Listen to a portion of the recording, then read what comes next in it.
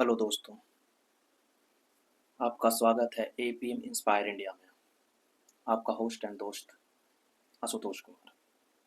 चलिए आज जानते हैं दिल्ली में ऐसा क्या घटना घटी जिस कारण से केजरीवाल को अपना सत्ता खोना पड़ा और 27 वर्ष बाद श्री नरेंद्र मोदी के नेतृत्व में दिल्ली में पुनः सरकार बनाने में सफल रही।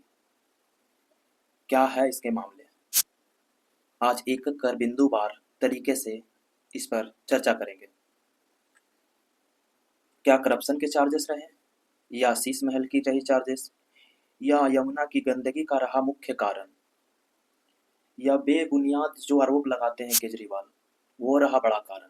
कौन सा इसमें से सबसे बड़ा कारण रहा जो अरविंद केजरीवाल को दिल्ली के सत्ता से हाथ धोना पड़ा? यह सारी बातों को अच्छे से जानते हैं कि इसमें से मुख्य वजह जो बोले कि मुख्य वजह क्या रहा। बात करें तो सारी बातों को देखने पर ऐसा लगता है कि कहीं न कहीं जनता से केजरीवाल जी दूर या दूरियां जरूर रखें। चलिए इसके बारे में बातें करते हैं। केजरीवाल का 10 सालों में 40 गुना संपत्ति का बढ़ना, यह भी एक बहुत बड़ा फैक्टर रहा।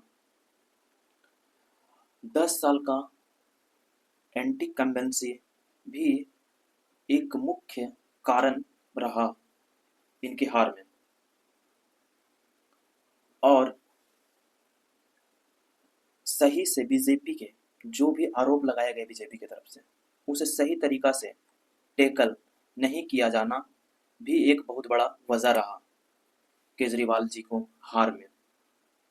मुख्य बातें अगर मेरे हिसाब से देखें तो वह अपने पार्टी लाइन से दूर हटकर यह नुकसान अपने आप को पहुंचाए हैं। जिसका मुख्य बात है, जब अरविंद केजरीवाल शुरुआत में आए थे तो किस किस बातों पे लेकर आए थे? पहला, करप्शन फ्री करेंगे। लेकिन अगर करप्शन फ्री करेंगे और अरविंद केजरीवाल या मनीष सिसोदिया यानी आम आदमी पार्टी के सारे बड़े नेता को देखा जाए तो वो करप्शन चार्जेस में कहीं ना कहीं फंसे हैं। तो ये भी इनका जो मुख्य शुरुआती बिंदु था उस पर सही से अमल नहीं कर पाए। इन्होंने वीआईपी कल्चर को खत्म करने की बातें कही, बट शीश महल और लग्जरी गाड़ियां देखें तो लंबी लंबी कतारें दिखती थी जिससे इन्हें उसका भी बहुत बड़ा नुकसान उठाना पड़ा।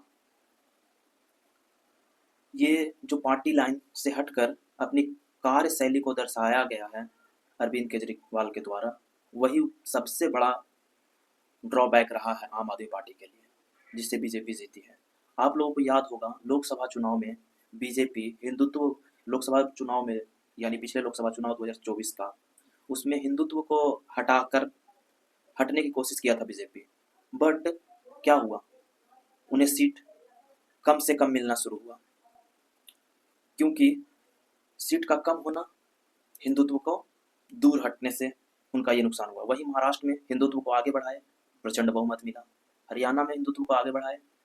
तो बीजेपी पार्टी का मुख्य लाइन, पार्टी लाइन जो है हिंदुत्व है, और उससे अगर वो हटते हैं तो नुकसान पहुंचता है।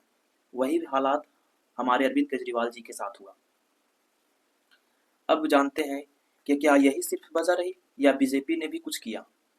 तो हाँ, बीजेपी ने भी बहुत सोच समझकर दिल्ली के चुनाव मैदान में कदम रखे, क्योंकि वहाँ कोई सीएम चेहरा नहीं बनाया गया, प्रधानमंत्री मोदी जी के चेहरे पे चुनाव लड़ा गया, हिंदुत्व को आगे रखा गया।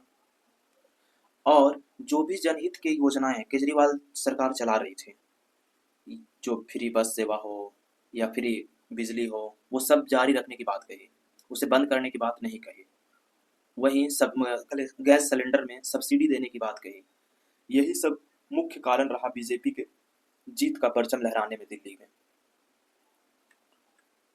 थैंक्स।